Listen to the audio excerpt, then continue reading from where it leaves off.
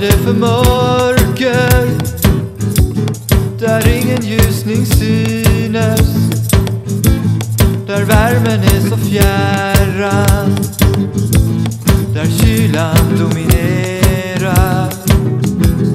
Och vad är det för sagor som alltid slutar lyckligt, där prinsen får prinsessan, där alla drakar dör? Det finns en godhet, det finns en godhet som vi skapar. Det finns de ljusen, det finns de ljusen som vi tänder.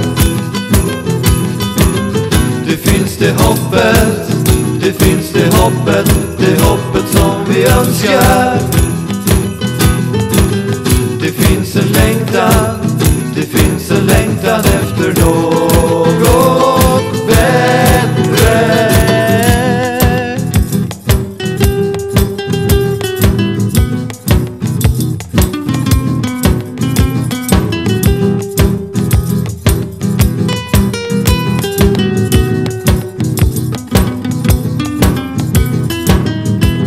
Finns ingen inbyggd godhet på våran tysta jord som susar fram i universum, svalnar sakta från en jätteexplosion.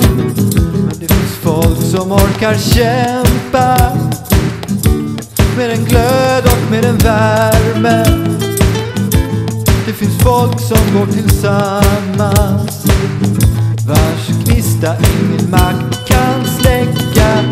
Det finns en godhet, det finns en godhet som vi skapar. Det finns de ljusen, det finns de ljusen som vi tänder.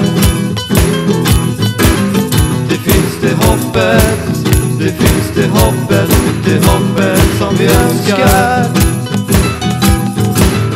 Det finns en längtan, det finns en längtan efter något bättre.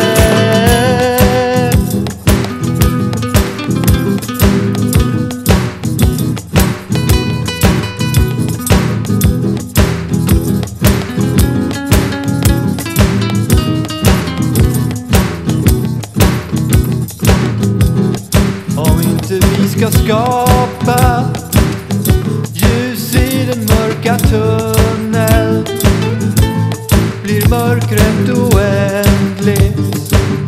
Finns inget ljus utom det vi skapar. Det finns en godhet, det finns en godhet som vi skapar. Det finns de ljusen, det finns de ljusen som vi tänder.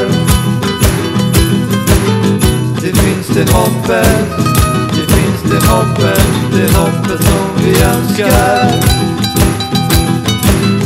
Det finns en längtan, det finns en längtan efter något